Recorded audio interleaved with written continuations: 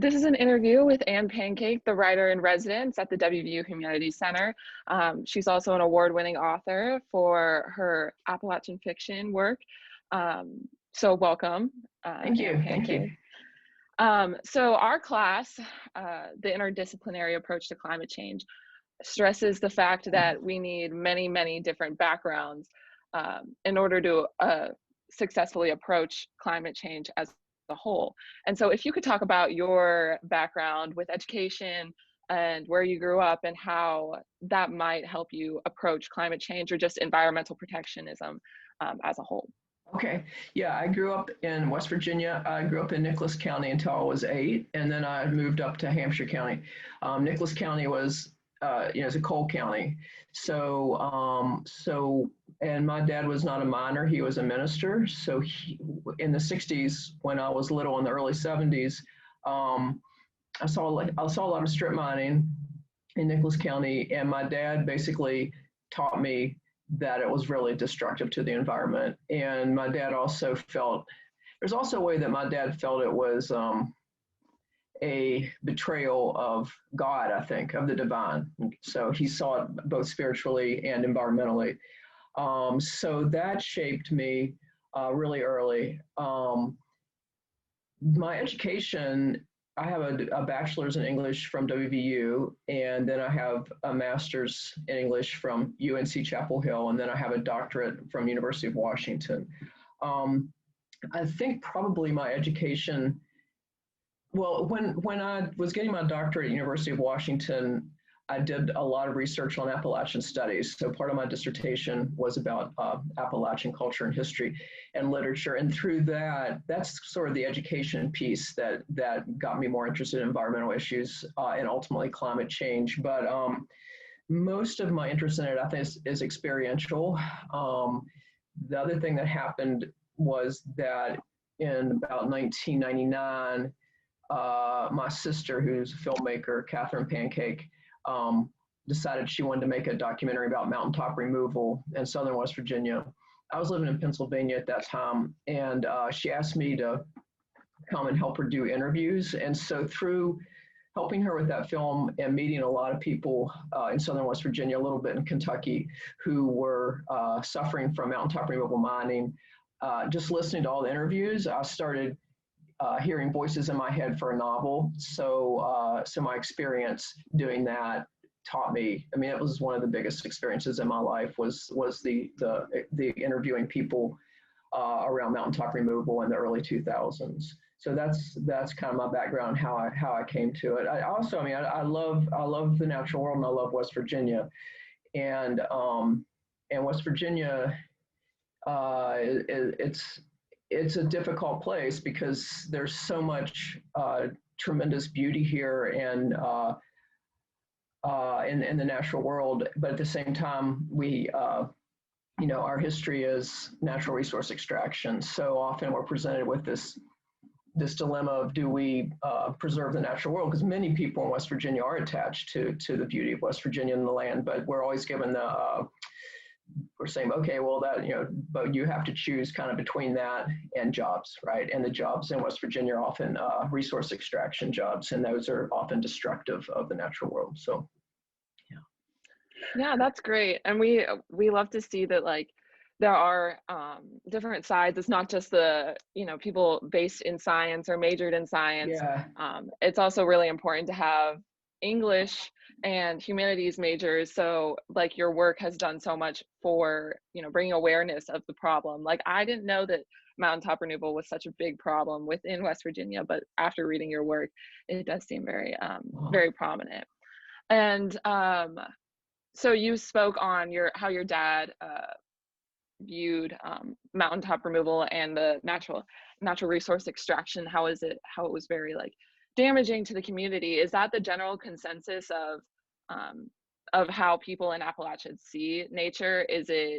You spoke a little bit about how it's so beautiful, but then they also have to balance the job and economic factor of it. So is the environment within the culture just very, very valued for its, like, beauty and, like, protectionism? Well, no, I think that we live with this paradox. I think it's one of the reasons it's hard to be an Appalachian because I think many of us are raised to really value our homes and home places and the natural world. But at the same time, because of the history of natural resource extraction and also, frankly, the government's connection to those companies, a lot of people, especially if you don't go to college, don't think that there's an option. The option is you sacrifice the natural world for the economy. So I think many people, especially in the areas that have natural resource extraction, that is the sad paradox that they live with and the dilemma they live with. And to be honest with you, I think that's partly responsible for our mental health issues. It's partly responsible for mental health issues in West Virginia and also opioid addiction, I would say. There's a lot of grief to watch this exploitation and to have to be involved in it in order to eat, and so it's a hard thing. Yeah. Yeah, I can imagine. And in regards to mountaintop removal, can you briefly explain what that is? And I think we understand that natural resource extraction is something like coal mining, but for someone that's unfamiliar with mountaintop removal, can you briefly explain it and like the consequences that you have seen at a local level? Yeah, absolutely. Yeah, I'm sorry. Go ahead, Lee. I interrupted you. No, go ahead. I was finished. Okay. So mountaintop removal, originally coal mining was done exclusively underground. People crawled underground and dug it out. It was very dangerous. Then, I think by the 40s and 50s, especially 50s and 60s, strip mining surface mining was introduced into Appalachia because of the technology that came available. And strip mining is you'd go, instead of going underground to get the coal, you remove the earth on top of it. You strip the earth on top of the coal and dig it out that way with machines. It's safer for people. It's extremely destructive to the environment, more so than underground mining, which is also destructive to the environment, but strip mining is worse. Again, as technology developed, the kind of machinery that they use, and also as it became harder and harder, the coal that was easily accessible for 100 years was all gone. Okay, so they needed to get into very narrow seams of coal, which it's almost impossible for a man to crawl down there and get it out. They started using explosives to blow off the tops of mountains to get to pretty narrow seams of coal underneath. So they actually use the same stuff that blew up Beirut not recently. That's ammonium nitrate. It's exactly what they use to blow up mountains. And of course, Timothy McVeigh used it as well in the Oklahoma City bombing. But so they blow off the tops with explosives. Then they come and scrape everything away, and then they pull the coal out with these gigantic machines called drag lines. In the meantime, they've got, well, first of all, they take down the forest, and usually when they cut down all the trees, they don't use the trees. They often just push them over the side. Then you have what they call overburden, which is basically the blown up mountain, the dirt that's not coal, and they got to do something with that. So they start pushing it over the side, and that often goes into valley fills. And valley fills are these basically gigantic engineered dumps, sometimes not engineered, but sometimes engineered dumps of rock and soil and waste material. And those go into streams. So it's extremely detrimental to water quality because they're filling in streams the fact that you fill in streams is detrimental, but you're also filling in streams. When you actually blow up like that, you release, it's kind of hard. The earth, minerals and stuff in the earth that need to stay in the earth are disturbed, and they go into the water as well. I mean, when they're it's a word like stable, they're not there. That's how they're supposed to be. But when you tear them up and throw them into water, they have detrimental effects. So that's kind of what it is. It's cheaper than other kinds of mining. It's safer for men for the most part. It's extremely detrimental to the environment and to the natural world, and it's also very hard on people who are living nearby. People living nearby are suffering from increased flooding because streams are filled in, and also because of erosion. There are no trees or anything to hold the earth together above where they live. They suffer from noise pollution from the explosives and the machinery.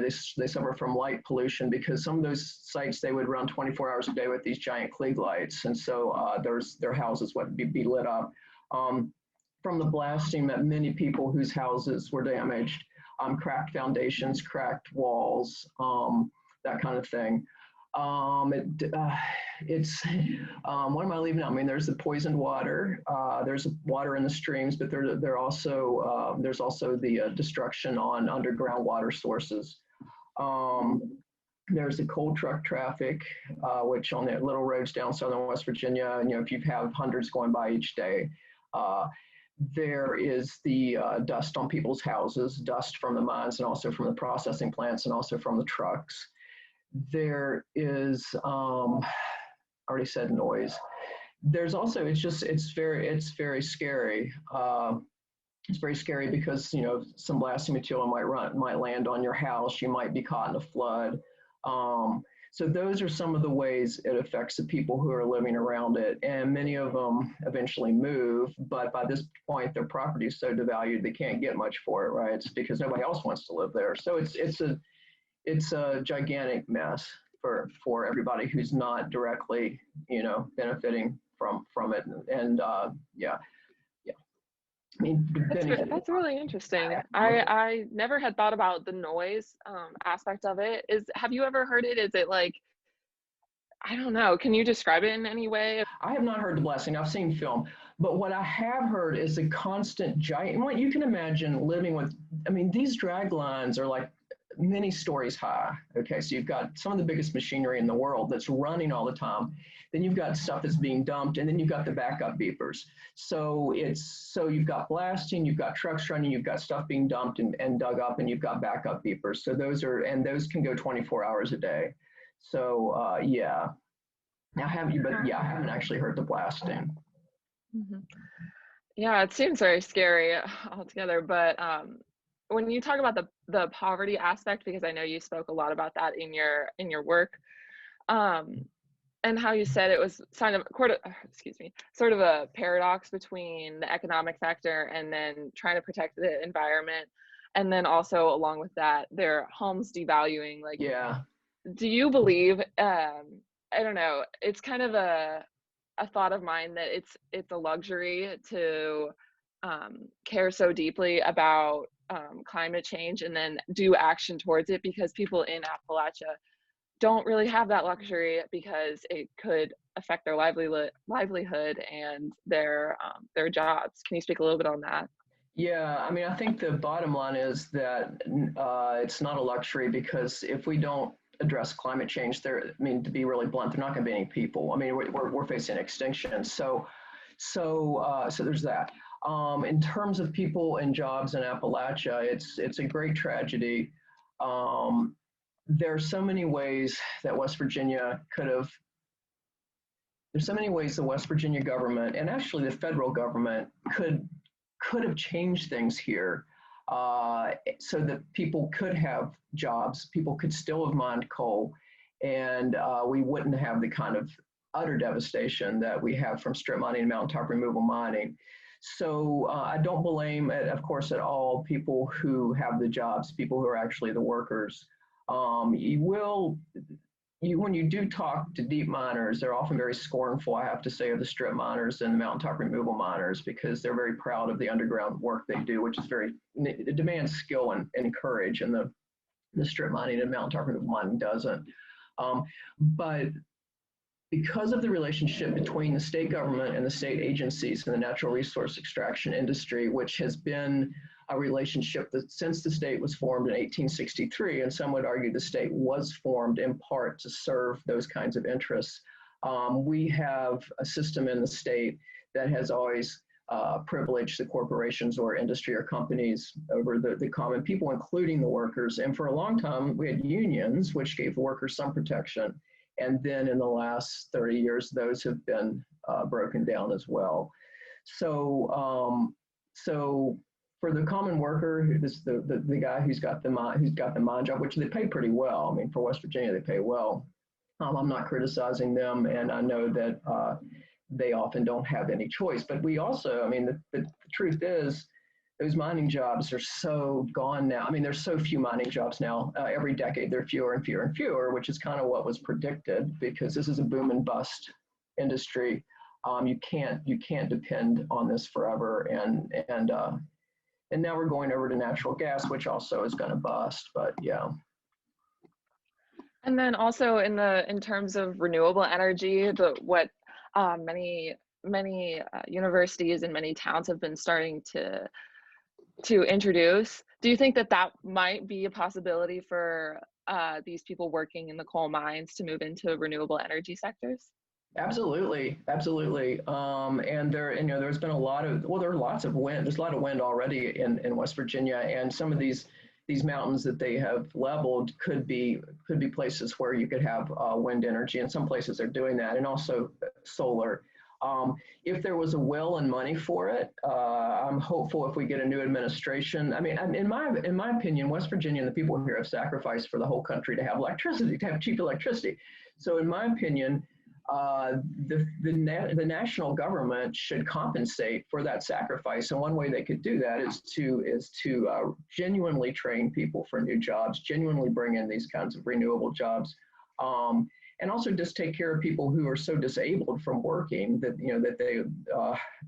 it's a giant mess. But if you look at other countries or even other states, say like Alaska, where they have oil, but every single person in Alaska gets a check every year. Every single person in Alaska gets a check from those oil royalties. We don't get anything here.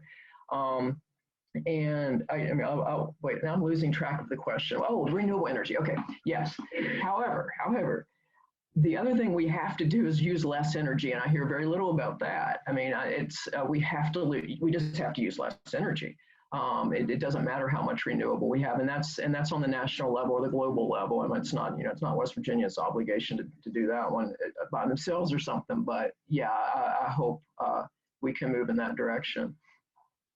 That is a really, really interesting perspective that West Virginia has sacrificed so much for the United States as a whole.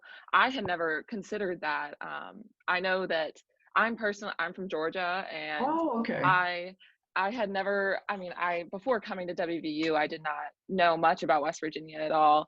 I had heard a lot of the stereotypes, negative stereotypes, and I never really paid attention to them, but they never really got the praise that they did for all of the dangerous work too in the coal mines. And that is really interesting. I guess I never considered that before.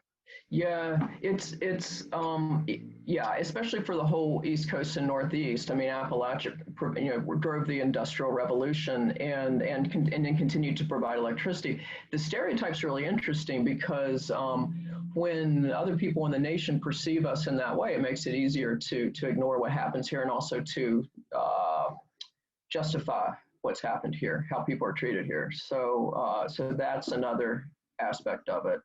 Yeah, but a lot of people will say, this is a sacrifice zone, especially Southern West Virginia, and everybody here suffers from it because of water quality and quality of life, and so soil quality.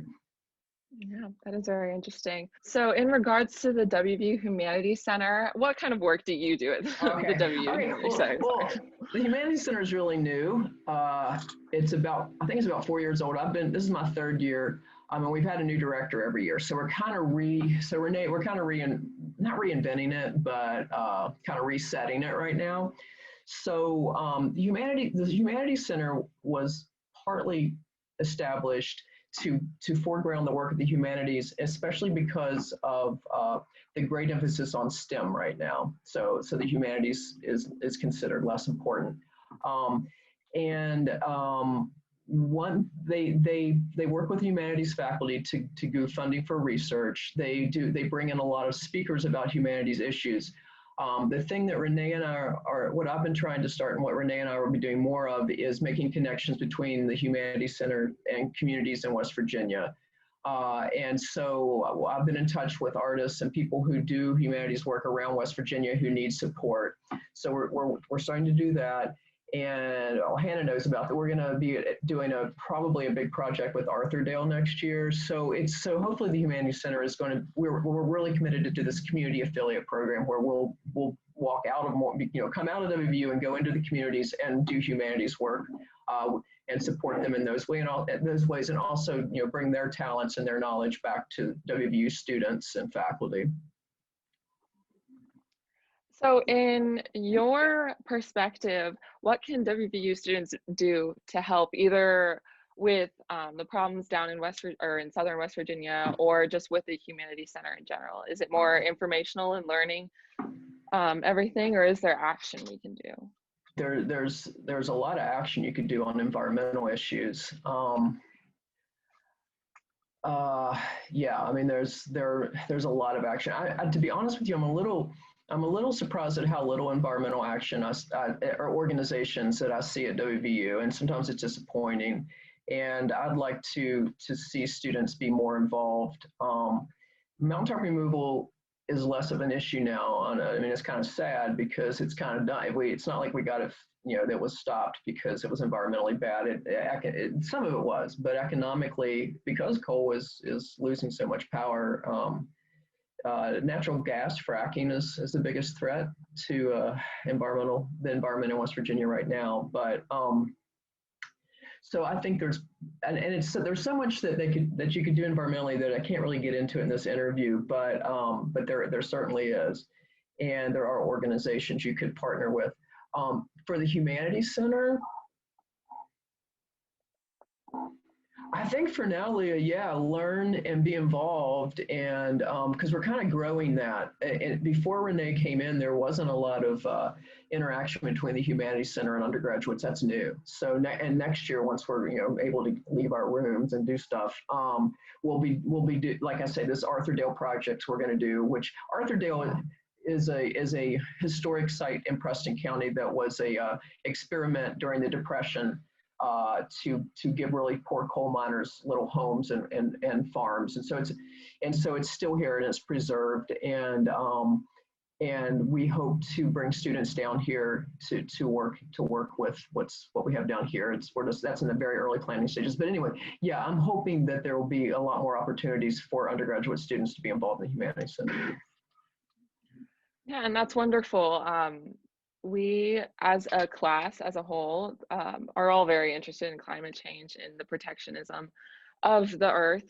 And so this is a lot of really good information, and we will definitely be conveying this back to our own class so they can know a lot about the WVU Humanities Center, and then also the information that you've shared with us today about mountaintop removal and Southern West Virginia. So that is wonderful. Thank you. Yeah. And I should add also that mountaintop removal is in Eastern Kentucky. There's a lot of it. It's just not, I'm just talking about West Virginia because we're here, but it's in Southwestern Virginia, Eastern Kentucky, and a little bit in East Tennessee. So it's not just West Virginia's problem, but I just wanted to clarify that. Well, thank you for talking to us and giving us a little bit more information that we didn't know before. It was great to talk to you. You're a good interviewer, Leah. Good job, man. Thank you. I was so nervous. I had never interviewed before. You're very good. Thank you. I appreciate that.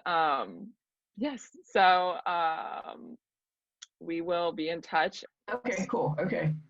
Okay. That's it. Okay. That sounds great. Okay. Well, thank you for talking to us. Okay. Thank all you. Thank you.